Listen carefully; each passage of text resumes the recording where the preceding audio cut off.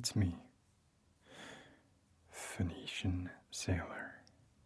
Or should I say, Phoenician sailor. No, I think I'm just going to say Phoenician sailor. I'm coming to you tonight with a video that is all about the exploration of a single item. Trying to see all the different ways and all the different types of ASMR-inducing sounds we can get from one thing.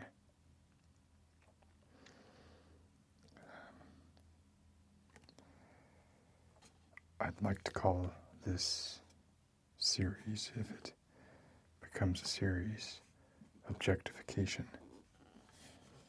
We'll see if that comes true or not. But anyway, the item for this evening is something that appeared briefly in a previous video, but not very long. It is this box.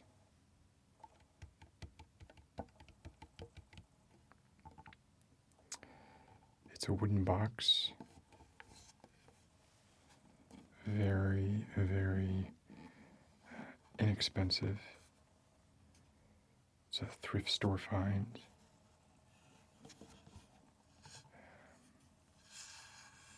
The wood is cheap. I don't know what kind of wood it is, but it's not teak, that's for sure.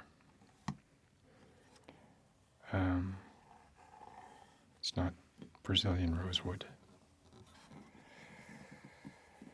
But something about it, when I found it, and I don't have long fingernails, so when I was running my fingers across it, something about the hollow chamber inside, and the way it dully amplified when you touched all the different grooves on all the different sides. The way it amplified those touches in a muffled, muted sort of way, which is ideal. And even when you tap it, and even the size of it, so the size of it is such that if I hold it between my two microphones, one microphone, if I tap one side of it, is getting the sound of the impact, and the other side of it will be getting, the other microphone will be getting more of the, what would be the bottom of the drum, if it were a drum. So,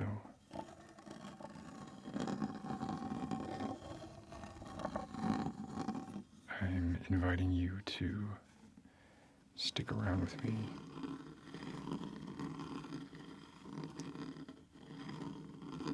Lie down, close your eyes.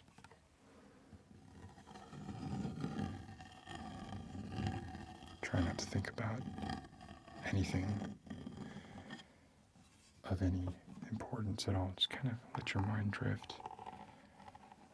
I always enjoy that part of an evening prior to falling asleep, when your mind starts to free associate. And maybe sometimes you catch it and you think, how did I end up here? Well, you ended up here because the mind is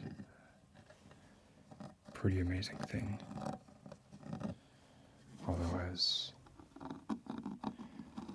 the comedian Emo Phillips once said, I once considered the mind the most amazing of all organs, but then I thought, well, look what's telling me that.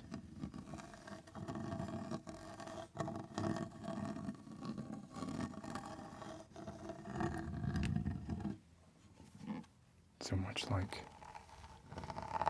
hopefully you are doing as you watch this video, I'm gonna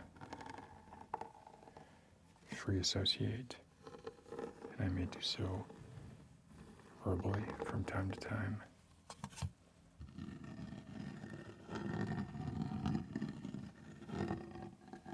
But I'll keep it quiet.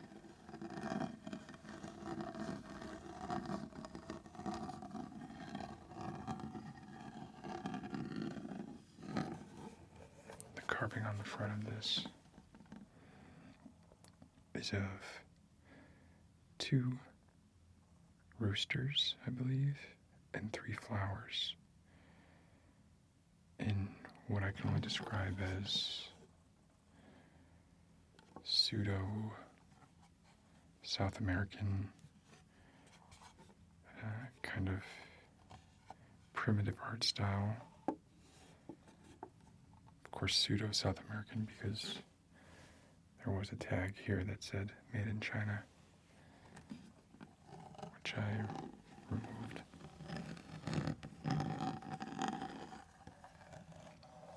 But I do find this box, even though it is split along the top here,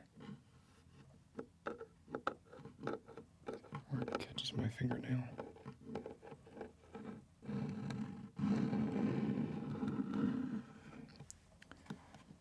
I find the color very pleasing. Slightly greenish.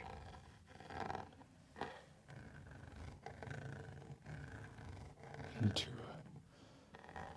a Philistine like myself, apart from the fact that it's coming apart, I could mistake it for something, if not incredibly valuable, certainly more valuable than the $2 or $3 that I paid for it at a thrift store. The bottom is unfinished wood.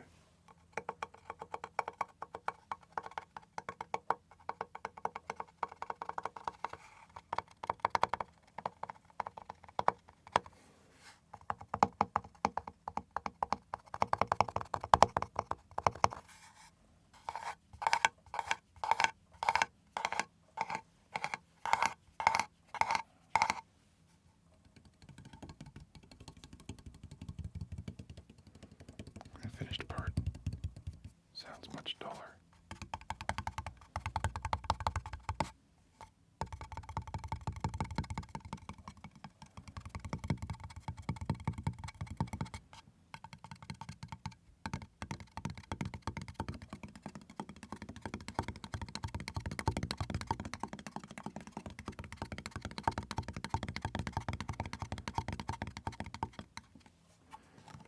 And if we flip it around,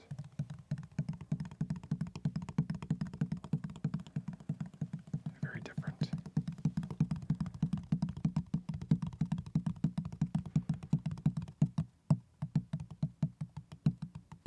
I'm trying not to get into a rhythm here.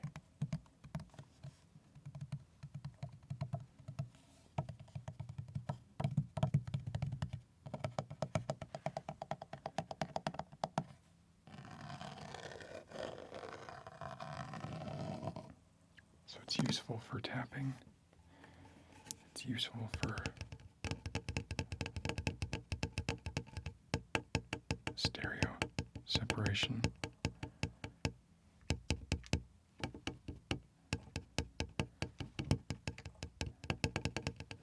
It's useful for scratching.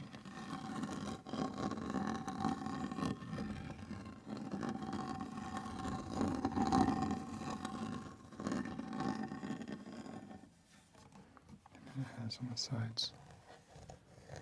These little areas we can do more subtle.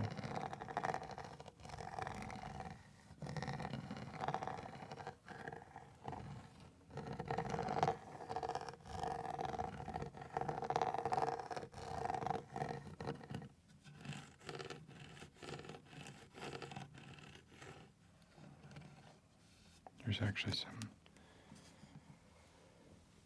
metal, sort of little,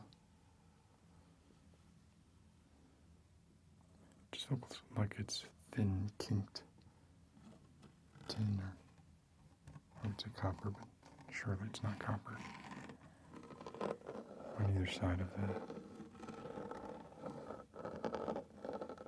circular indentations that form the main pattern.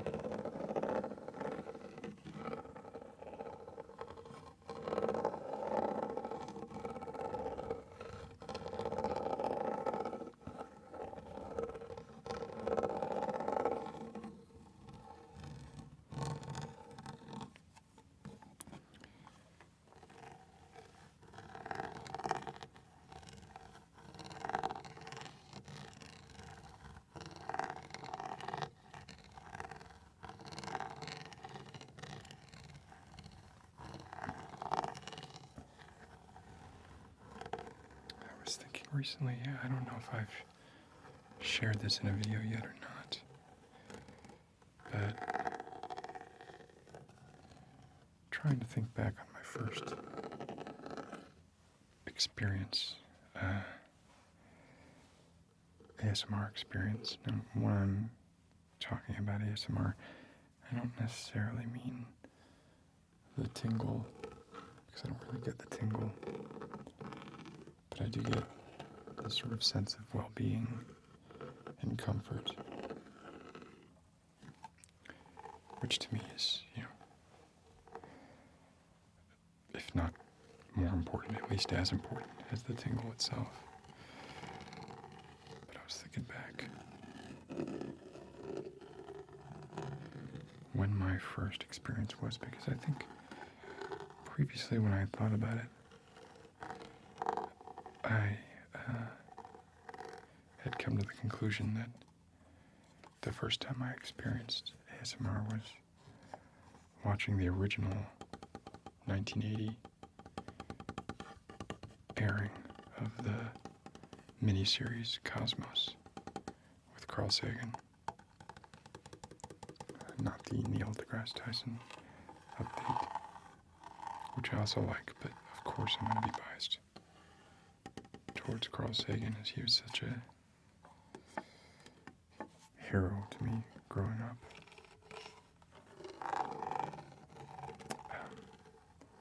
So I think because that was so prominent in my mind as a sort of touchstone, that when I thought about ASMR, I just associated my first experience with that.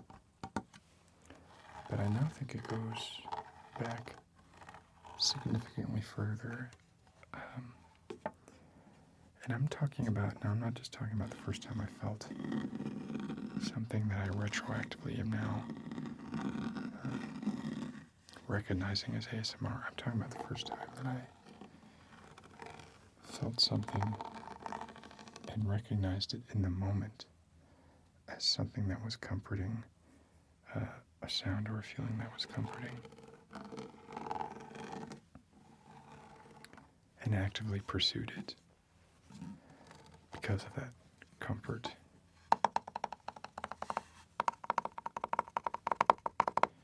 And I think it was when I was much younger, 4, maybe. I was born a long time ago.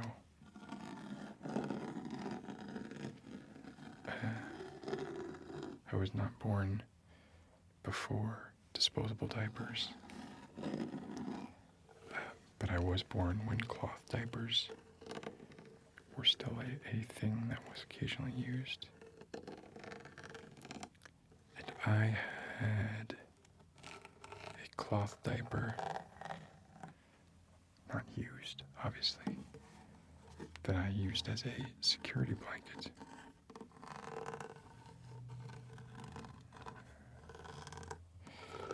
And I used to squish my ear like that. I would hold it up, press it against my ear really hard with the cloth diaper and put my head down and fall asleep like that. And when you do that, you hear your own blood rushing through your head, but you also get, like as you move your ear, you can hear that. I don't know if you can hear it.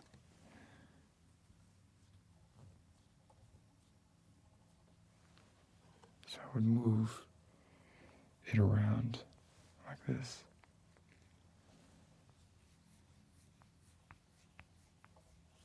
But using a cloth diaper, I'm reasonably sure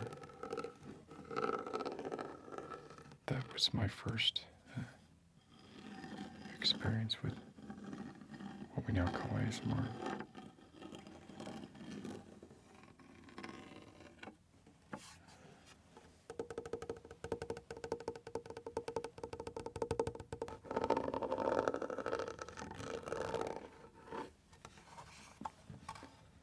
Let's open it up and see if we can get anything from the inside.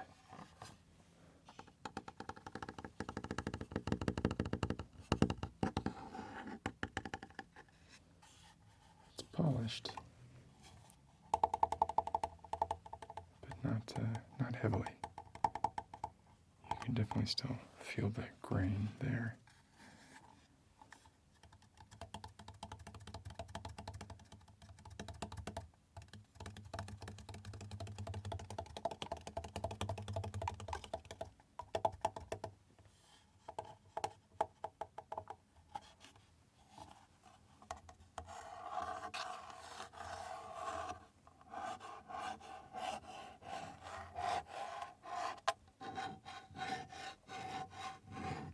That's sort of interesting, the difference between the same wood on the lid and inside the box.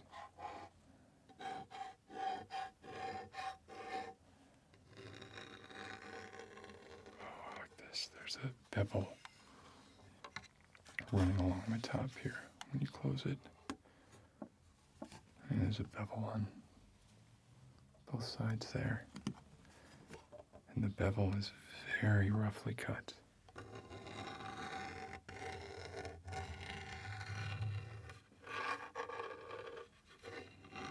I dig that.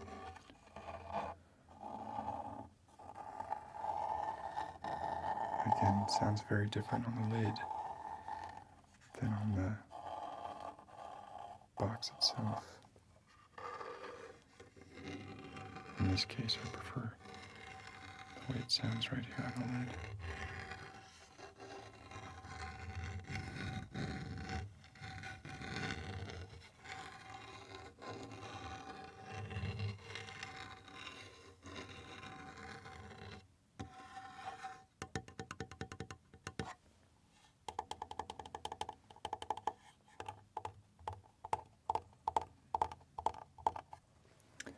I don't have the ability in this hand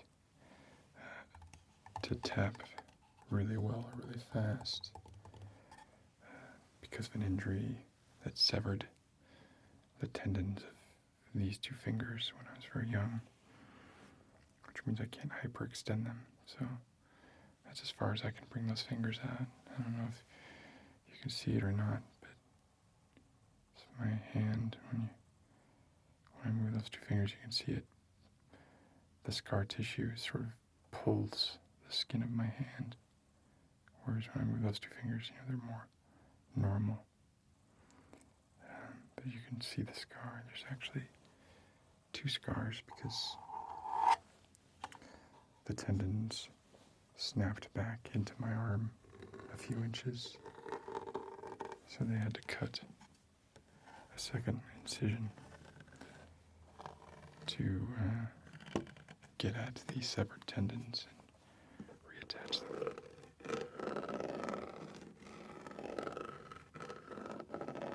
Sweet dreams.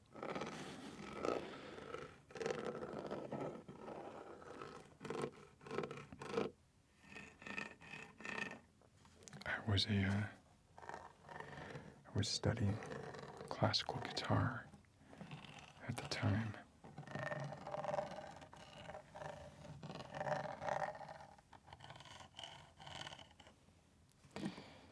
And after that injury, I stopped.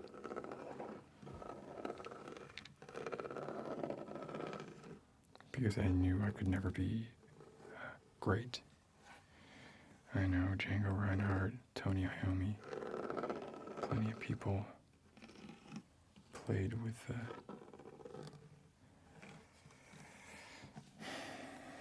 who either had accidents or actually I think they were both Django and Tony were from accidents. But I didn't have the resiliency they did. And not the talent either, so I kept playing. I still play, but it was no longer the obsession that it was prior to the injury.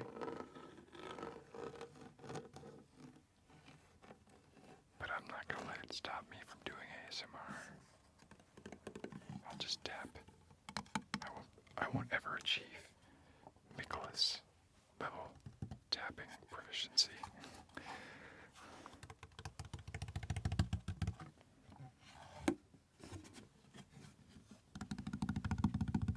Whatever happened, is he still producing videos? I haven't checked in a while. I'll have to do that. But if you don't know who he is, you should check him out.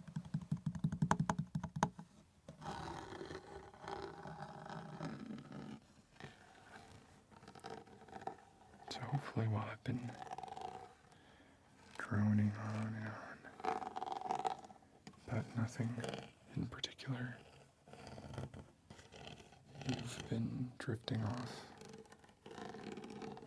further and further to a deeper,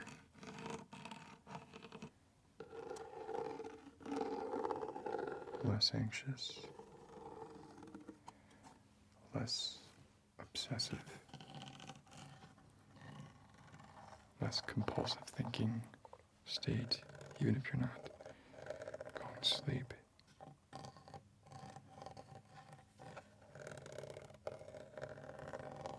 I just realized that it is really hard for me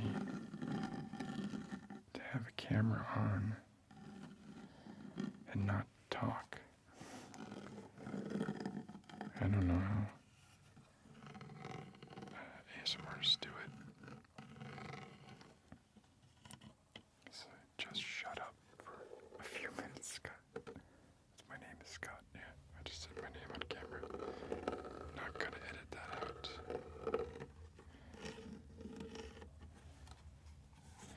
But no. Scott can't seem to keep his mouth shut for 5 minutes, much less an hour, which this video is. And this series, like I said, if it becomes a series, I'm not gonna stress making them an hour long.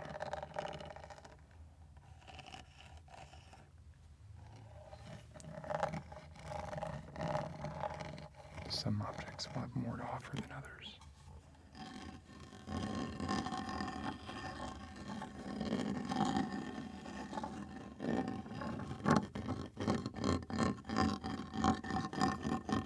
I do want to get a little more of that beveled edge there.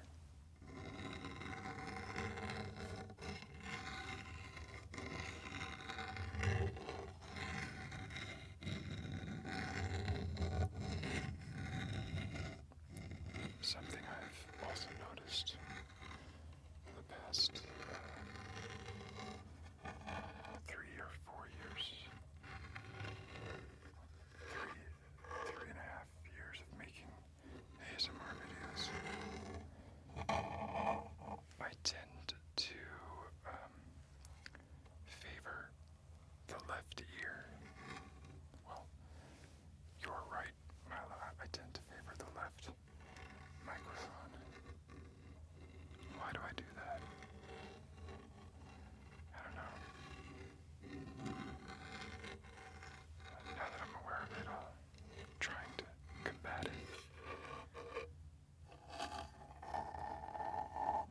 because these videos are so sort of intentionally free and unstructured. Or alternatively, if it's a big production that I'm doing, then there will be so much going on and so much that I'm worried about that favoring one side over the other just becomes a secondary concern, something I forget about. Now, I know this is supposed to be all about one object, but I'm going to cheat a little bit and introduce this brush, which on its own makes interesting sounds. The brush. But I'm going to use it on the box so it's not.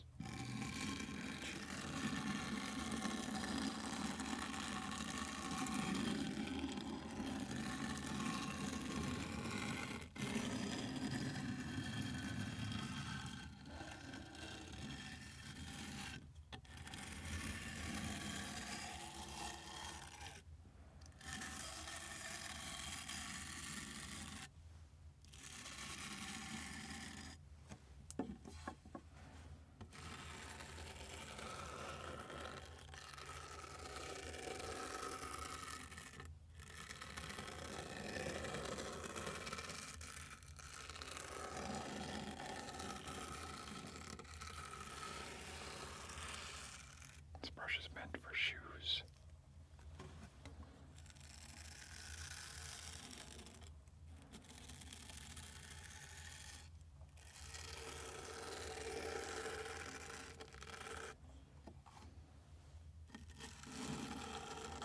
The number of things that I've bought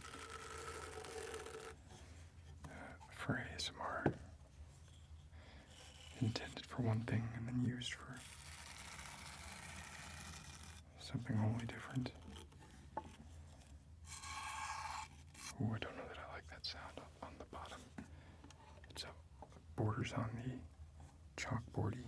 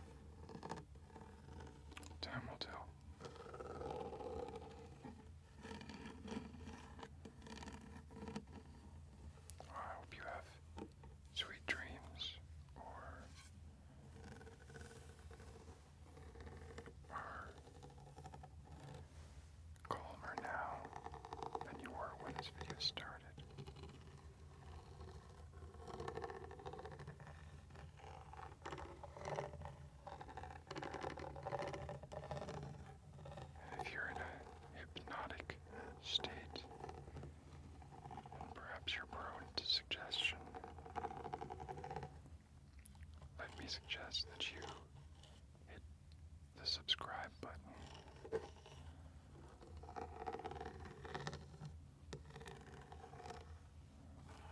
I could, if you're nearly hypnotized, there's so many more evil things I could do, but I just want you to hit the subscribe button. It's innocuous at most.